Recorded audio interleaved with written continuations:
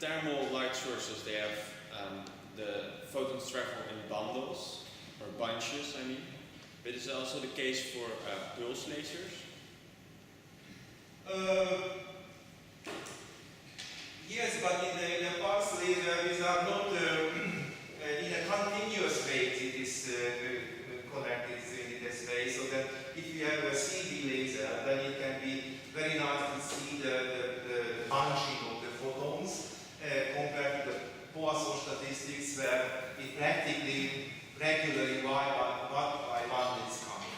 So this clumping of photons is characteristic for Bose-Einstein statistics for thermal light sources, and not so much in short pulse laser sources.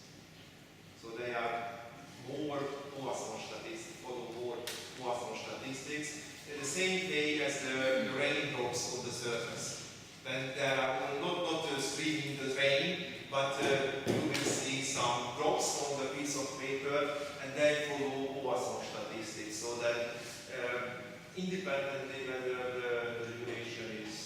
So this is referred actually to the continuous wave of radiation, or of course within the pulse duration you can also see the different photons, and then you follow Poisson statistics.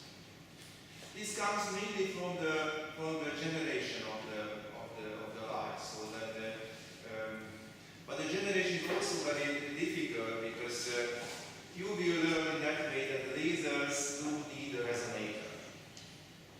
It was also the only drawing in the blackboard holdings there, which practically consisted of a laser, the cavity, two mirrors, and the active material. But the majority of the lasers, the feedback is not always important. These are so-called super radiance. So you can have only a cuvette, perhaps in the lab practices you will see some. The cuvette filled with a dye, it can be also chlorophyll, which is an essential dye in the nature. And you simply illuminate by the laser light, by a nitrogen laser, for example, and the resonator is just the walls of the cuvette. And then parallel, you saw this picture in the morning, you will see the super radiance. It is the physicists these are super radiance of lasers, but who takes care about it is also laser. So this means that the generation of the laser beam could be pretty widespread, not only a resonator. In a classical way, you have a resonator with several passages, and then you will get a nice coherent light, etc., etc. But if it's not the case, then you will lose the coherence and everything, but still remains Poisson statistics. Perhaps there's also another feature of the elder lecturer that we do not pose a question, I will just continuously talk and talk. Then you have to just initiate, trigger one thing, and then comes again the stream of flow. This is a sign of the elderness, which I see on my talks. Sorry about that. But in the school, perhaps it is not a major disadvantage of the lecture.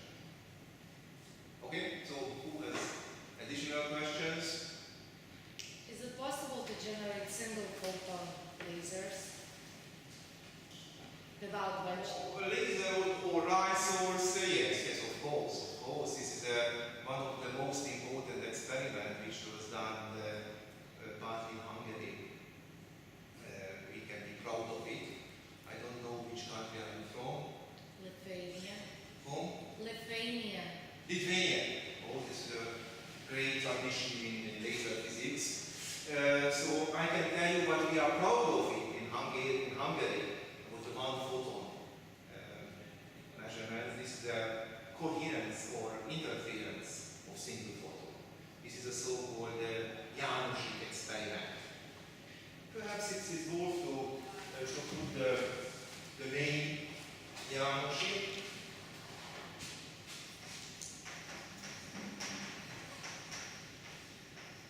Yamoshi experiment.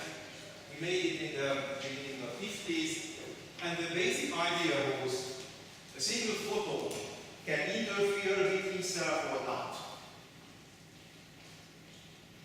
What do you think? So we have a microscopic interferometer, you know. Here you have the microscopic interferometer. Where is it? Should come. This is it. Microscopic interferometer. We will send just a single photon, and normally you think that a single photon can't interfere with itself. Either goes to above or to right. And the result of this actual experiment showed that it can interfere with itself. This is a very astonishing, surprising result. Of course, all other photons should be exposed, and this is why he made a very deep hole in the institute, maybe 30 or 40 meters deep in the earth.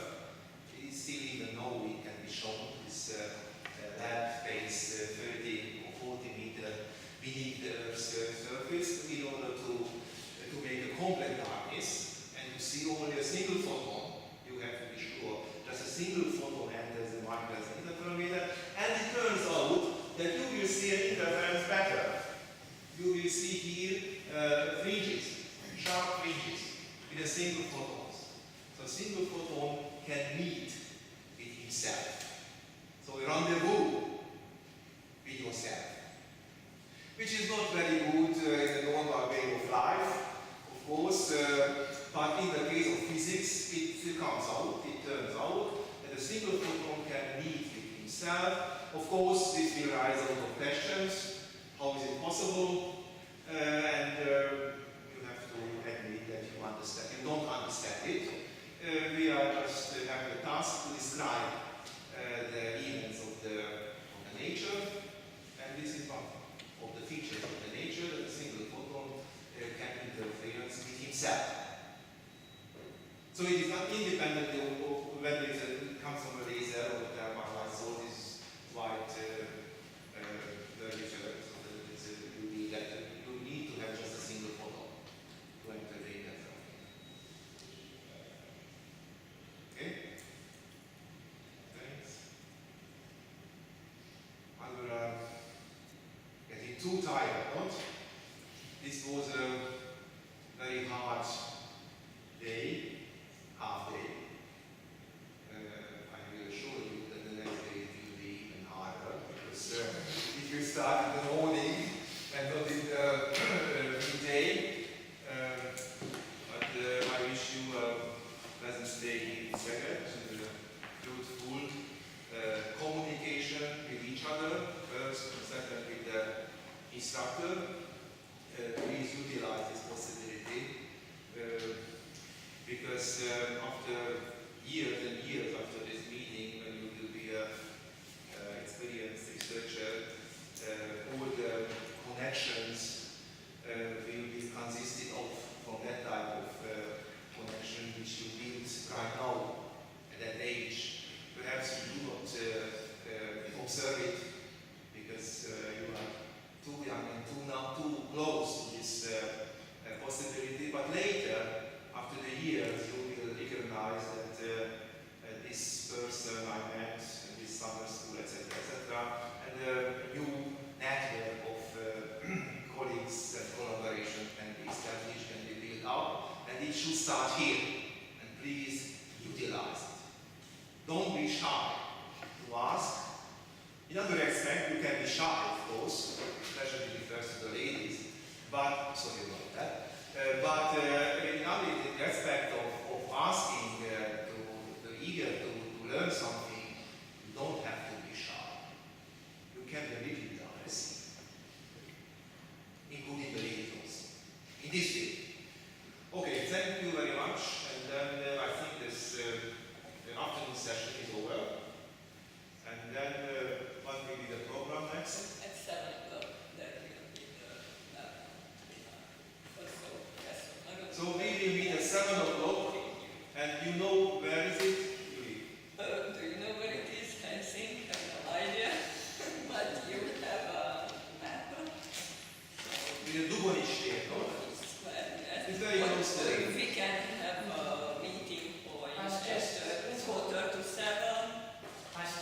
good idea. Yeah, It's like- in front of your accommodation.